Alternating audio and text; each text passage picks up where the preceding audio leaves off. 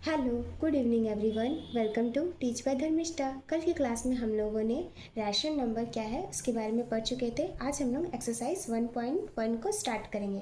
तो एक्सरसाइज 1.1 का first question है, name the property under multiplication use in each of the following.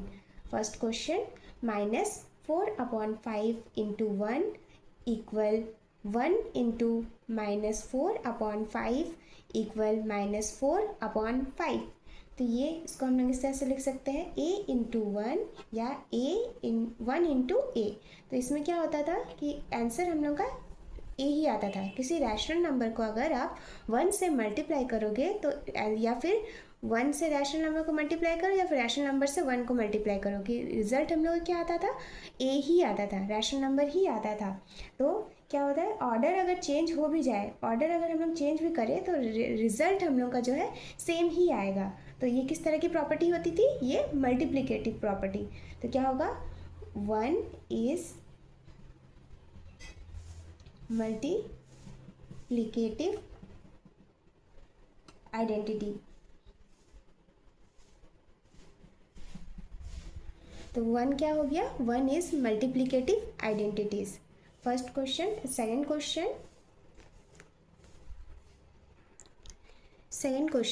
-13/17 into -2/7 equal -2/7 into -13/17। तो हम देख रहे हैं इसमें ये क्या है, इसको हम इस तरह से लिख सकते हैं, a/b इक्वल b/a, a/b और b/a। तो इसमें क्या हो रहा है, इसमें हम देख रहे हैं इसको a/b और b/c में लिख सकते हैं। तो ये किस टाइप की प्रॉपर्टीज हो गई थी, ये क्या था, ये commutative.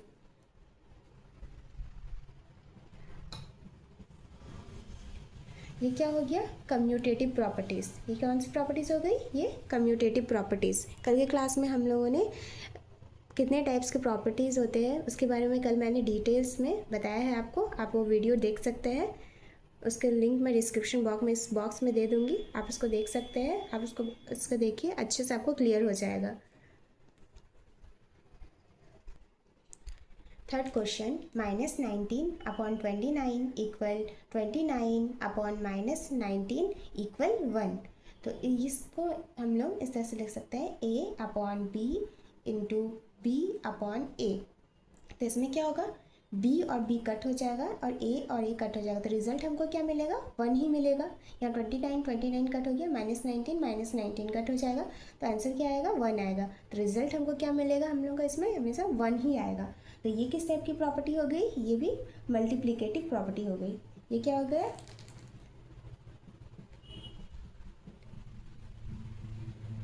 Multiplicative inverse. Second question में भी हम लोग को ये दिया हुआ क्वेश्चन, तो इसमें भी हम लोग को बताना है कि ये कौन सी प्रॉपर्टी है। तो ये किस टाइप की प्रॉपर्टी हो जाएगी, ये हो जाएगा एसोसिएटिव प्रॉपर्टी। एसोसिएटिव प्रॉपर्टी में हम जानते थे कि a/b b/c bracket equal a/b bracket into c। तो इसको इसी फॉर्म में लिखा गया है, a ब्रैकेट में b और c है, इक्वल इसके बाद क्या है, a और b ब्रैकेट में है, c बाहर है। तो इसको इस तरह से लिख सकते हैं हम लोग। तो ये इसमें भी चाहे आप इसको इस तरह से लिखो या इस तरह से लिखो, रिजल्ट क्या होता था हम लोग का, हमेशा सेम ही आता था। तो इसको हम लोग क्या प्रॉपर्टी बोलते हैं, इसको हम लोग बोलते हैं एसोसिएटिव प्रॉपर्टी। इसको क्या बोलते हैं, एसोसिएटिव प्रॉपर्टी। ये किस टाइप की प्रॉपर्टी हो गई, ये हो गई एसोसिएटिव प्रॉपर्टी।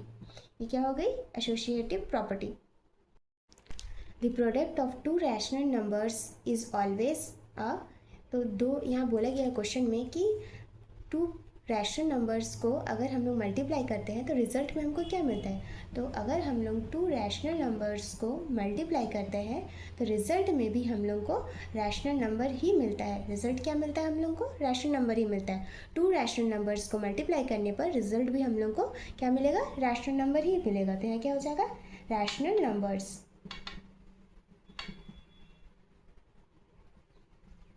यहाँ क्या रिजल्ट मिलेगा, रिजल्ट भी हम लोगों को रैशनल नंबर ही मिलता है।